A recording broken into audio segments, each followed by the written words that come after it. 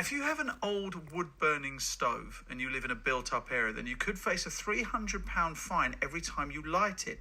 Wood-burning stoves' popularity have grown rapidly in the past decade, but they're also responsible for emitting one of the most harmful types of air pollution, particulates known as PM2.5.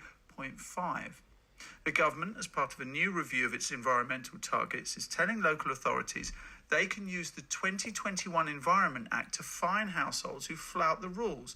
Well, we're joined by Professor Rob Gross, who is the Director of the UK Energy Research Centre and a Professor at Imperial College London. Professor Gross, good afternoon.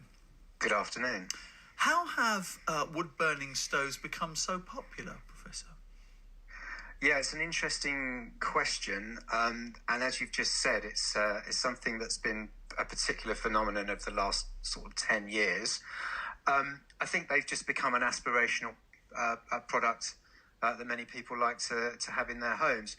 I think that, ironically, possibly, there was a sense that burning wood was something that was more sustainable than burning gas or fossil fuels, which in some respects it is. And let's be honest, they're nice things to have. And so it's partly a function of affluence and people doing some home refurbishment and putting a nice wood-burning stove at the same time. How do they compare with alternative heating options then, installation and running costs? Or are they just something that's a kind of, a token of your middle classness? I don't know if they're a token of your middle classness.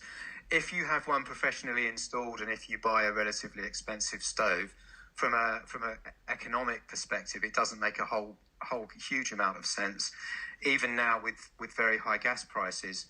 And the reason for that is that it might cost you a few £1,000 to install a stove, and particularly if you have to have the chimney lined and all of that kind of stuff. So it would take quite a long time for you to get a payback.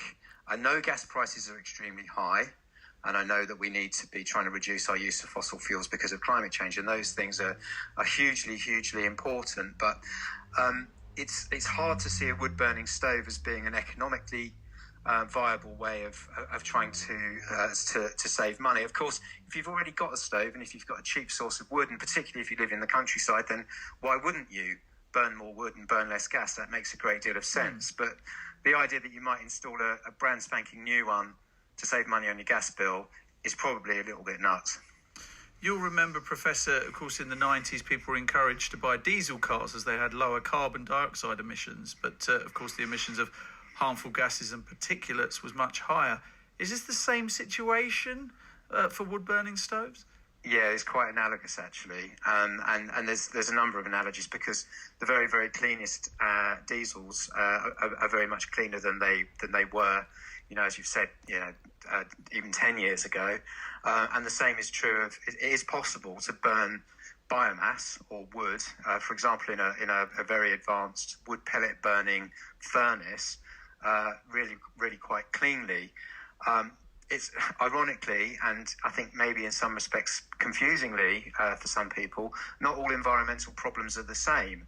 So a diesel car produces less carbon dioxide because it's much more efficient, but it produces more, or potentially, usually produces more local, the things that cause problems for people with asthma and that kind of thing. And it's a bit the same with burning wood. Potentially wood can be carbon neutral. If it comes from a well-managed forest, you cut the tree down and dry it and burn it, plant another tree and it reabsorbs a similar amount of carbon dioxide. But they also have the potential to release lots of local air pollutants that cause problems, particularly in an urban context. When houses are, people live in a densely populated area, lots and lots of houses close together, that's going to create a much more significant concentration of these local air pollutants than if it was in the countryside where it quickly disperses and perhaps doesn't matter so much. If people are determined, Professor, to install a wood-burning stove, what should they be considering? So there's a few things. So first of all, a straightforward wood-burning stove that burns logs needs to be fully compliant with the latest legislation. The second thing is that it has to be installed by a professional, a competent professional. It has to have a proper connection to a chimney that's coming out high enough up one of the reasons wood burning stoves create more problems is if people put a very short chimney on a ground floor extension, and then it's almost coming out at head height. So those things are important. If they really wanted to go for the gold standard of sustainability, as I mentioned, there are these pellet burning furnaces that are quite widely used in Scandinavia, for example, and in Germany, that meet very, very high standards for emission control, and also we use a feedstock of the pellets that go into them that have been produced in the most sustainable way possible. But they're very expensive and they're quite rare in this country. Professor Rob Gross, thank you very much indeed for joining us.